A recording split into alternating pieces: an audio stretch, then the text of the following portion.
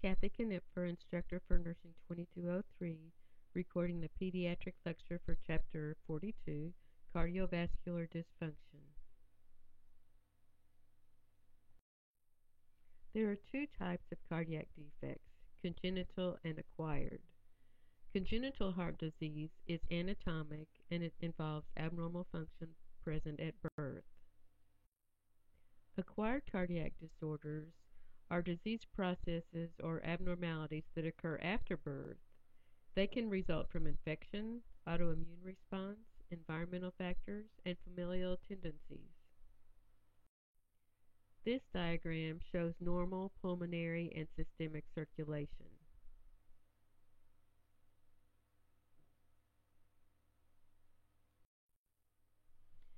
When evaluating cardiovascular dysfunction, it is important for the nurse to take a history and perform a physical examination.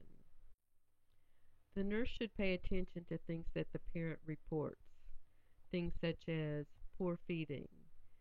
The child may have tachypnea or tachycardia. There may be failure to thrive or poor weight gain, activity intolerance, developmental delays. There could be a positive prenatal history, so you can ask the mother about their pregnancy. And also remember that cardiac disease can be hereditary, so you want to check the family history. When inspecting the child for cardiovascular dysfunction, you want to look at nutritional status. So you would observe for failure to thrive or poor weight gain. You also would look at the color and check for cyanosis and pallor. You would check for chest deformities due to an enlarged heart, unusual pulsations. These are often seen in neck veins. You also would check the respiratory excursion and observe for tachypnea, dyspnea, and expiratory grunt. You also would look for clubbing of fingers, which is associated with cyanosis. With palpation and percussion, you would check the chest to detect heart size and thrills. You also would check the abdomen because they may have hepatomegaly or splenomegaly. You would check the peripheral pulses for rate, regularity, and strength. You may discover discrepancies. You would check the heart rate and rhythm and listen for abnormalities like tachycardia, bradycardia, or irregular rhythms. You would check the character of the heart sounds and listen for distinct or muffled sounds, murmurs, or additional heart sounds. Multiple diagnostic tests are used to evaluate cardiovascular dysfunction in the pediatric patient. The electrocardiogram reflects the electrical activity of the heart. The echocardiogram involves the use of sound waves that produce an image of the heart structure and the flow of the blood. Cardiac catheterization is an invasive procedure in which a radiopaque catheter is inserted through a peripheral blood vessel and on into the heart. The catheter is guided through the heart with the aid of fluoroscopy. Contrast material is injected and then pictures are taken or x-ray films are taken of the circulation of this contrast media. Cardiac catheterization can be diagnostic or interventional. If it's interventional, that means that the anatomic abnormalities can be fixed through the procedure. If it's diagnostic in nature, congenital cardiac defects can be detected before the patient goes to surgery.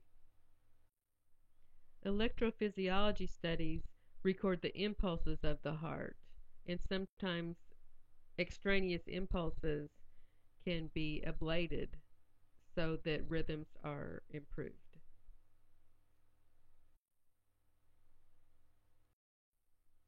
Nursing care surrounding cardiac catheterization involves, of course, pre-procedural care as well as post-procedural care. Before the procedure, it's important to have an accurate height and weight, know what the allergies are, checking for infections such as diaper rash. You would assess and mark pedal pulses and also obtain a baseline oxygen saturation. Psychological preparation is important as well for both the patient and the parents, depending on the age of the child, of course. Post-procedurally, the nurse would look for complications. They would be reflected in vital signs such as pulses, temperature of the affected extremity, blood pressure, dressing. You would also assess fluid intake, blood glucose levels. It's also important to check for bleeding, and if bleeding occurs, you would provide direct continuous pressure 1 inch above the percutaneous skin site.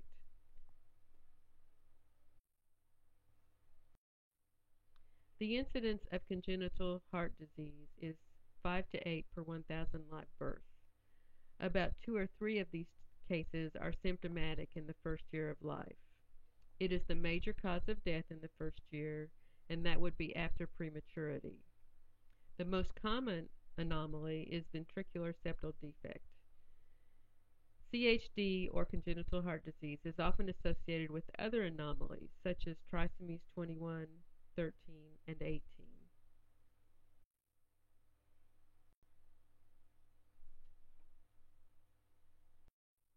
Classification of heart defects.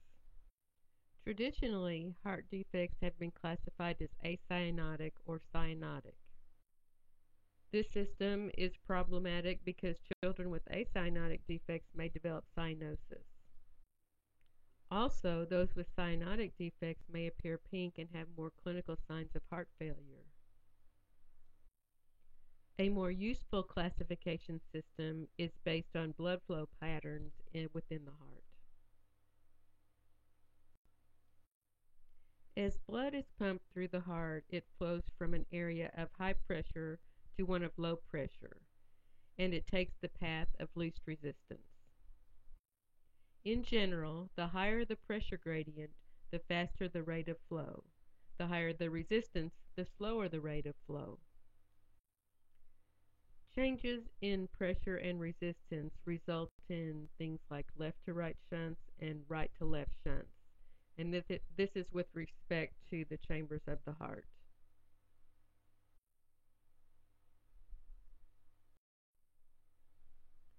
Defects with increased pulmonary blood flow include atrial septal defect, ventricular septal defect, atrioventricular canal defect, and patent ductus arteriosus. It would be important to understand the pathophysiology, the clinical manifestations, as well as the treatment for these disorders. It would be important to understand pressure and resistance and how that affects the flow. Defects with decreased pulmonary blood flow include tetralogy of Fallot and tricuspid atresia. The 4 defects that are included in tetralogy of Fallot are pulmonic stenosis, overriding aorta, ventricular septal defect, and right ventricular hypertrophy. Think about whether you would see cyanosis with a defect that has decreased pulmonary blood flow. Obstructive defects include coarctation of the aorta, aortic stenosis, valvular aortic stenosis, subvalvular aortic stenosis, and pulmonic stenosis. Remember that these obstruction defects have to do with narrowing or stenosis. You should always remember the normal blood flow of the heart when you're thinking about the pathophysiology. Mixed blood flow defects include transposition of the great arteries or transposition of the great vessels, total anomalous pulmonary venous connection, truncus arteriosus, and hypoplastic left heart syndrome. There are varying levels of cyanosis with these mixed blood flow defects. Generally, the more pulmonary blood flow, the less the cyanosis. This diagram associates cyanosis or acyanosis with the different defects of the heart.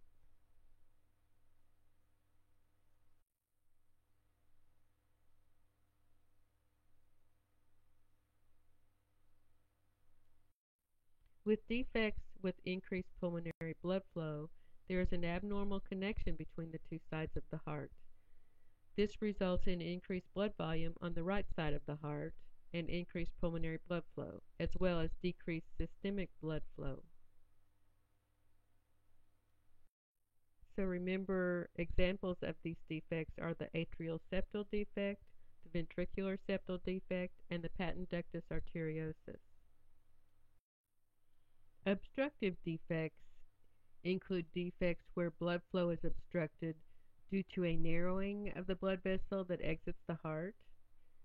One example would be coarctation of the aorta, which is a narrowing within the aorta. Also aortic stenosis, which is a narrowing or a stricture of the aortic valve. And also pulmonic stenosis, which is a narrowing at the entrance to the pulmonary artery. Now let's talk about defects that cause decreased pulmonary blood flow. They would involve obstruction of pulmonary blood flow and an anatomic defect between the right and left sides of the heart. Tetralogy of Fallot is an example of a defect causing decreased pulmonary blood flow. It includes ventricular septal defect, pulmonic stenosis, overriding aorta, and right ventricular hypertrophy. Tricuspid atresia is another example. With tricuspid atresia, the tricuspid valve fails to develop. Mixed defects involve many complex cardiac anomalies. One example is transposition of great arteries or vessels, where the aorta exits the right ventricle and the pulmonary artery exits the left ventricle. There may be a total anomalous pulmonary venous connection, where the pulmonary vein fails to connect to the left atrium. With truncus arteriosus, the pulmonary artery and aorta are not developed individually during embryonic development. The hypoplastic left heart syndrome involves underdevelopment of the left side of the heart. This results in hypoplastic left ventricle and aortic atresia. As you remember from Med-Surg, congestive heart failure is the inability of the heart to pump an adequate amount of blood into the systemic circulation. In children, this occurs as a result of structural abnormalities. The heart muscle may become damaged if it is left untreated. It would be unusual to find solely right or left-sided failure in children. The clinical manifestations of congestive heart failure are listed in box 42-5 on page 1332. This heart failure leads to impaired myocardial function, pulmonary congestion, and systemic venous congestion. You might see symptoms like tachycardia, decreased blood pressure, gallop rhythm, decreased urinary output, fatigue, and weakness. Respiratory symptoms that you might see would be dyspnea, tachypnea, flaring nares, retractions in infants, orthopnea, maybe a cough or hoarseness, and as well as cyanosis. Diagnosis is based on clinical symptoms, so you might see the tachypnea and tachycardia at rest, dyspnea, retractions, activity intolerance, weight gain due to fluid retention, and hepatomegaly. Therapeutic management of congestive heart failure involves improving cardiac function. This can be done through digitalis to improve contractility or ACE inhibitors to reduce afterload. These patients may also be on beta blockers and receive cardiac resynchronization therapy or CRT. They also might be on diuretics to remove the accumulated fluid and sodium. They might possibly be on fluid restriction or sodium restriction. To decrease cardiac demands, it would be important to control environmental temperature, treat existing infections, reduce breathing effort, possibly provide sedation, and then also provide rest and reduce stimuli. Administration of oxygen via hood, cannula, or face tent would be important to improve tissue oxygenation. Nursing care would involve assisting in measures to improve cardiac function, such as administering digitalis. Of course, you would check the apical pulse first. The nurse would monitor afterload reduction by checking blood pressure before and after administration of ACE inhibitors. The nurse might administer diuretics and monitor the effect on electrolytes as well as kidney function. To decrease cardiac demands, the nurse would monitor environmental temperature, prevent skin breakdown, and minimize stress. To reduce respiratory distress, the head of the bed should be elevated, 45 degrees for an infant and semi-Fowler's for older children. Humidified oxygen should be administered. These patients should be protected from those with respiratory infections. Of course, hand washing is important, and antibiotics should be administered in equally divided doses. To maintain nutritional status, infants should be well rested before feeding and spend minimal energy on crying. Infants with heart failure have an increased metabolic rate and they fatigue easily. The nurse can use a 3-hour feeding schedule, individualized feedings for the infant, possibly provide supplemental feedings, and possibly use formula with increased caloric concentration. The nurse would also assist in measures to promote fluid loss. The nurse would monitor intake and output, administer diuretics, record weight, observe for drug reactions, check laboratory work, and encourage foods high in potassium as needed. Teaching is very important as the nurse supports the child and family. Digitalis can be administered orally or through the IV. As you know, it's important to take the apical pulse for a full minute. It would not be administered to an infant or young child if the pulse is below 90 to 110 beats per minute, or to an older child where the pulse falls below 70 beats per minute. You would also check for signs of toxicity. Refer to box 42-6 on page 1335. Written orders should specify when to withhold the digitalis. You should also use good nursing judgment. For example, if the rate was significantly lower than the last, you would withhold the medication and notify the practitioner. Accurate dosage calculation is important to prevent digitalis toxicity. The signs in children include nausea, vomiting, anorexia, bradycardia, and dysrhythmias. Hypoxemia is a condition in which arterial oxygen tension is less than normal. It is also identified by a decreased arterial oxygen saturation or a decreased PaO2. Hypoxia is a reduction in tissue oxygenation. Cyanosis is due to a reduced oxygen saturation, usually at 80 to 85%.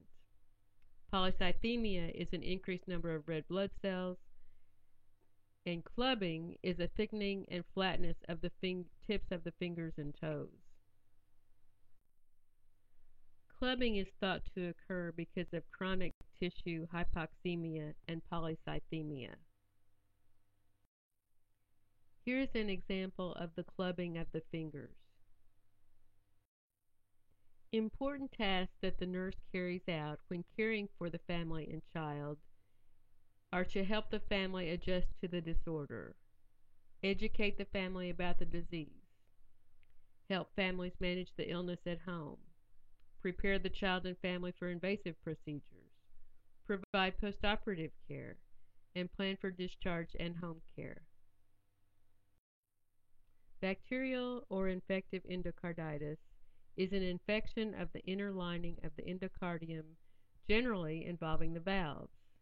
It is usually caused by Streptococcus, Staphylococcus, or fungal infections.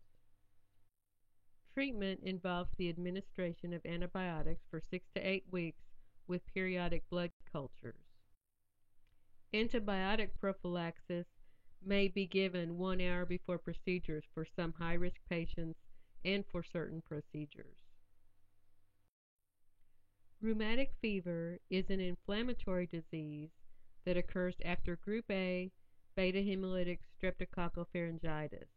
It's infrequent in the United States, but it is a devastating problem in developing countries. It affects joints, skin, brain, serous surfaces, and the heart. Rheumatic heart disease involves permanent valve damage that usually affects the mitral valve. Hyperlipidemia, or hypercholesterolemia, means that the patient has excessive lipids, and those are the fat and fat-like substances.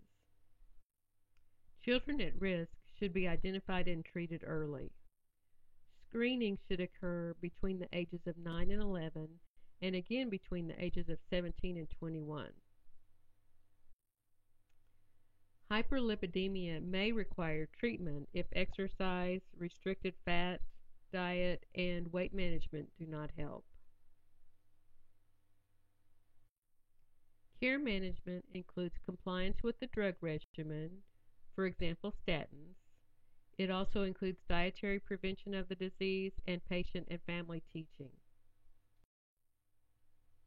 Cardiac dysrhythmias can occur in children with normal hearts, as well as in children with congenital heart defects or cardiomyopathies. Brady dysrhythmias would be described as abnormally slow rates. Tachydysrhythmias would be described as abnormally rapid rates. Conduction disturbances may also occur. They would be manifested by an irregular heart rate.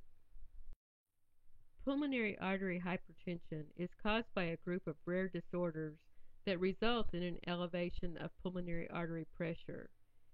It is treated with oxygen, anticoagulation, and vasodilator therapy. The clinical manifestations include dyspnea with exercise, chest pain, and syncope. Cardiomyopathy includes abnormalities of the myocardium in which the ability of the muscle to contract is impaired. Treatment would be to treat the underlying cause, manage the heart failure, and the dysrhythmias.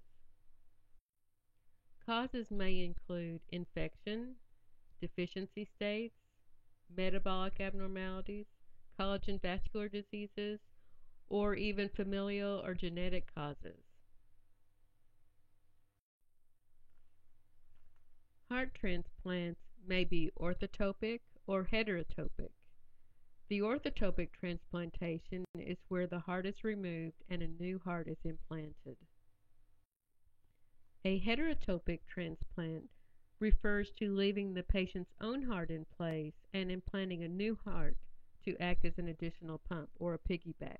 This is rarely done in children. Before transplantation, a careful cardiac evaluation is done to determine if something else could work. A psychosocial evaluation is done. Other organ systems are assessed to identify problems. Sometimes ventricular assist devices are used while someone's on a waiting list, and that bridges to transplantation. The greatest risk of rejection is in the first 6 months. It is the leading cause of death in the first 3 years. Potential long-term problems include chronic rejection, causing coronary artery disease, renal dysfunction and hypertension, lymphoma, and infection. Systemic hypertension. Blood pressure should be checked in children over the age of 3 and for those under the age of 3 if there is a high risk. Essential hypertension, there is no known cause. Secondary hypertension is subsequent to an identifiable cause. Treatment involves weight control, exercise, limiting sodium, avoiding stress and smoking, but it also may require pharmacologic treatment. In pediatrics, Hypertension is generally secondary to a structural abnormality or underlying pathology. Causes include renal disease, and that's the most common, cardiovascular disease, as well as endocrine or neurological disorders. Kawasaki disease is also called monocutaneous lymph node syndrome. It involves acute systemic vasculitis of unknown cause. It involves an extensive inflammation of arterioles, venules, and capillaries. There is also segmental damage to the coronary arteries. This leads to an increased risk of formation of coronary artery aneurysms. 75% of the cases occur in children younger than 5 years of age. This disease is self-limiting. With compensated shock, vital organ function is maintained. In decompensated shock, the efficiency of the cardiovascular system gradually diminishes. With irreversible or terminal shock, there is damage to vital organs such as the heart and brain. With anaphylaxis, we may see uneasiness, restlessness, irritability, severe anxiety, headache, dizziness, paresthesia, and first disorientation. Then they may lose consciousness, flushing, urticaria, angioedema of the eyelids, lips, tongue, hands, feet, and genitalia. It would be important to identify those at risk. We should take a history of allergic reactions, a family history of reactions. We should review allergy testing results.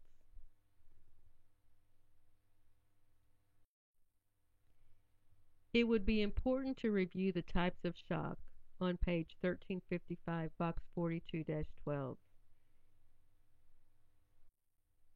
In an emergency, if we suspected shock, we would establish an airway and an IV line. We would administer oxygen, place them on a cardiac monitor. We would make sure we were prepared for intubation. We would restore fluid volume, administer vasopressors. We would keep the child flat with raised legs above the level of the heart and keep the child warm and calm. It would be important to have a current weight, vital signs, placing an indwelling catheter, obtaining blood gases and other lab work, and also medication administration. Septic shock is caused by an infectious organism. SIRS is a systemic inflammatory response syndrome. This can be caused by both infectious and non-infectious agents. As with any shock, we would provide measures to promote hemodynamic stability, adequate oxygenation, and provide antimicrobials.